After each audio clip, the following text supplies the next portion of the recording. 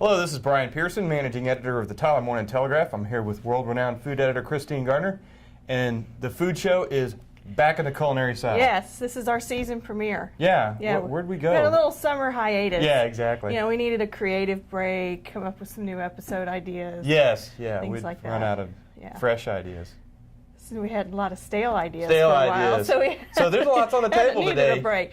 You got these bologna cupcakes? No, they're not bologna, and they're not bacon, and they're not pepperoni. All the things that have been suggested in the newsroom today. I don't know what they are. Well, they're apple slices. Oh, They're okay. Cute little apple tarts that, in honor of the Rose Festival starting next week, I'm doing a little rose-inspired food section. That's great. Now, can you actually eat roses? Or cook with them? You can use the rose petals as like decoration on food, but don't use them if they've been sprayed. So talk to your florist about unsprayed roses. So it'd be not in my best interest to just gnaw. No, but they do have rose petal tea at Fresh, and also Sweet Gourmet has some rose confit jelly that you can use to make tea sandwiches. So what do you call these things? These rose tarts? Rose apple tarts, yes. Good. I also have a little strawberry limoncello rose cake, little cucumber tomato rosette salad. Oh, that's great. And a rose martini. Oh, baby. That does have rose water in it, and it was a good one. Oh, yeah, I bet. Yeah. And a rosé sangria. So, a lot of good things in the food section this week. Cornucopia of culinary fun. Beautiful photos with lots of roses and colors and everything. Okay, what's in the bag? Well, that's the other part of the food section. So my column in Fresh Ideas, we're celebrating Oktoberfest. Oh, I love October. So if you get the answer to my question correctly, you will get what's in the bag. Okay. Why did Oktoberfest start? I'm going to guess that it was the celebration of the harvest. They're finished with, in German culture, they're finished with the harvest, and so it's time to party. That's what I thought too. Oh no, I was wrong. Then what is it? It is actually a anniversary celebration for a wedding.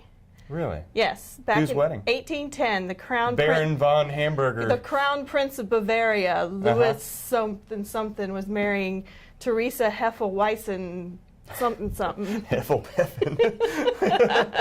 And so their wedding, they wanted to have this grand party that all of Munich was invited to. So they invited 40,000 people to the reception. It was like a 16-day party. And ever since then, they have repeated it every year. And so Oktoberfest is a celebration of their wedding anniversary. Well, I learned something new every show, Christine. Isn't that neat? So you might as well torture me with what I would have won. So in my column, I'm talking about Oktoberfest tradition and also kind of a little beer primer, because there's a lot of Oktoberfest beers. This is a beer that only come out for a month every year.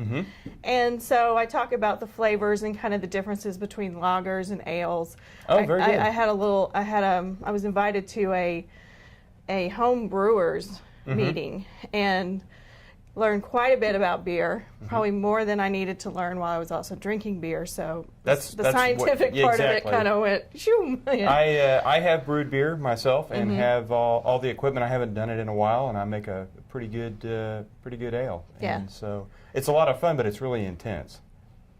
Yeah. Is it real hoppy? Yes, my beer is very hoppy, so you probably may not like it. But it's like I take it real seriously. It's like everything's going to be perfectly clean. I use spring water. That's a big part of it. Yeah. Sanitizing everything. Yes, absolutely. Yeah, and I kind of get into what it means when something's hoppy, what the International Bitterness Unit rating is, and how that's on a lot of beers now. And it tells you how bitter it's going to be, but that doesn't necessarily mean it's going to taste bad. Right. It's just going to have that's brilliant. That mouthfeel that's real thick and. That's brilliant. They should do that with wine. They have a whole nother rating system for that. So beer's just trying to elevate itself up to the. What's in the bag? Yeah, what did I not get? You didn't get an Oktoberfest brew. Oh, made in Brooklyn. Brooklyn, yes. Yo, give me that beer. It is. It's the Brooklyn one. I'm also talking about the Shiner Oktoberfest. Real ale made in Blanco, Yes, Texas. which is very good. That's I've had another that. good one. Samuel Adams, Harpoon. If you really want to go old school, you want to get the Weizen something something. That brewery started in the year 1050. It's the oldest brewery in the world. I can't pronounce the name. Read the column. Well, remind me sometime when we do this. I know we've run out of time here. That I have a Harpoon story. Oh, you do? That's fun. That seemed like a neat little brewery. I was Mhm. reading up about it. So yeah, I learned quite a bit writing my stories this week. It was a good lesson. Okay. So watch Fresh Ideas too. Oh yes, we're on Yes. the No, you're on with me next week. Right. We're doing crock pot recipes. And if you have a favorite crock pot recipe, please email it to me, food@tylerpaper.com.